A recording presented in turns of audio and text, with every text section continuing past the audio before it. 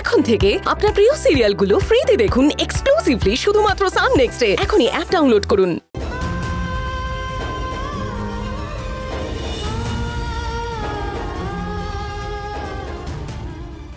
দাঁড়াও জাগৃতি, ওর ব্লিডিং হচ্ছে, okay first aid করে দিতে হবে।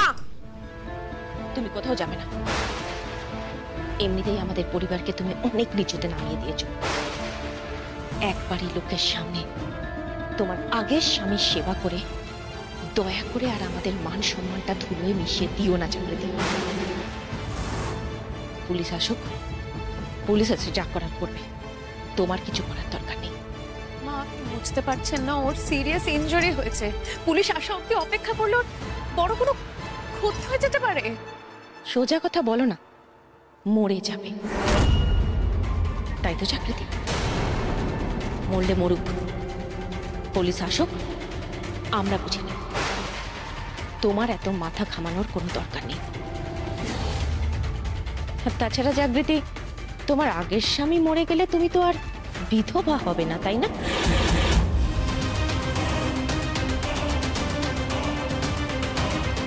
এখন এসব ভাবার সময় নয় মা। প্রীতম আমার যত বড়ই শত্রু হোক না কেন, ও তো একজন মানুষ। একজন মানুষকে আমি এভাবে সামনে মরতে দেখতে পারবো না।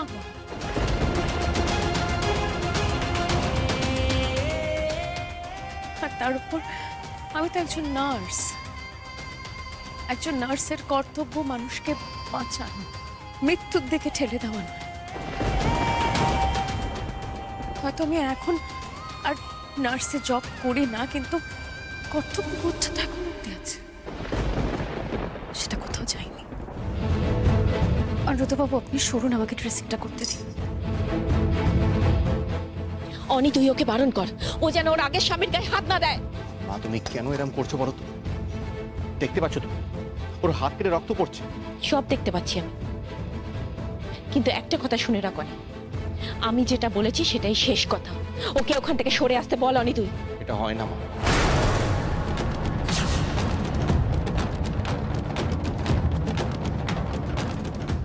অনি, এটা ভুলে যাস না, প্রীতম জাগৃতির প্রাক্তন স্বামী। এখন এটা ওর পরিচয় নয় মা। ওর হাত কেটে রক্ত পড়ছে, একটা অ্যাক্সিডেন্ট হয়েছে।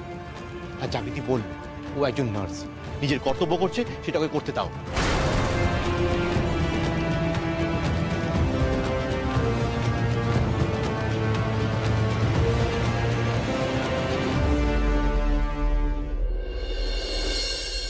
আমার না অন্য একটা কথা মনে হচ্ছে। কি?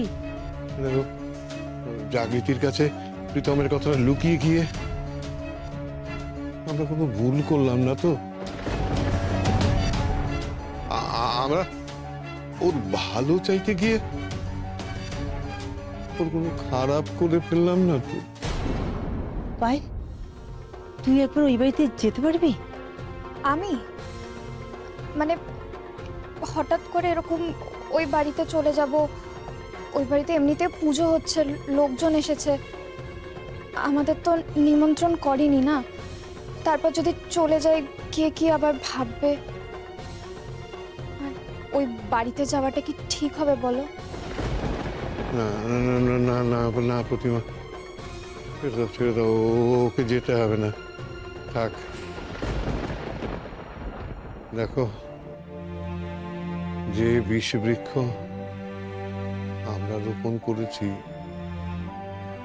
তার ফল তো আমাদেরকেই ভোগ করতে হবে না। পাপী ছেলের জন্ম দিয়েছি, সে পাপ তো আমাদের বইতে হবে। ঠাকুর রক্ষা করো, ঠাকুর রক্ষা করো।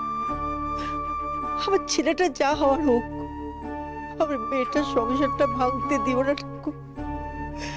মেয়েটা অনেক কষ্ট করেছে, ওকে একটু সুস্থভাবে বাঁচতে দাও।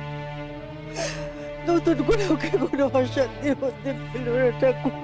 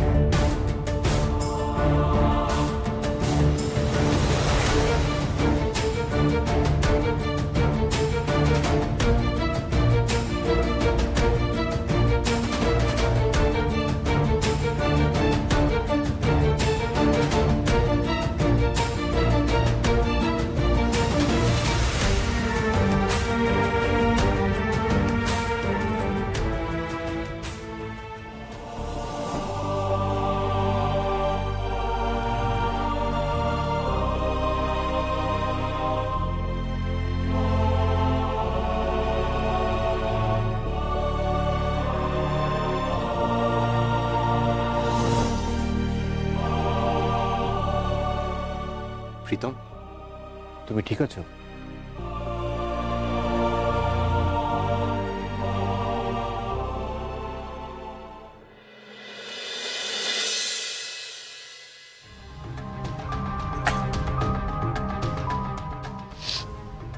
বাবা, একটা কথা আমি পরিষ্কারভাবে জানিয়ে দিতে চাই বাবা, এই সংসারের দায়িত্ব আমি আর নিতে পারবো না। তোমার আবার কি হলো? বিশেষ করে আমার আর ভালো লাগছে না।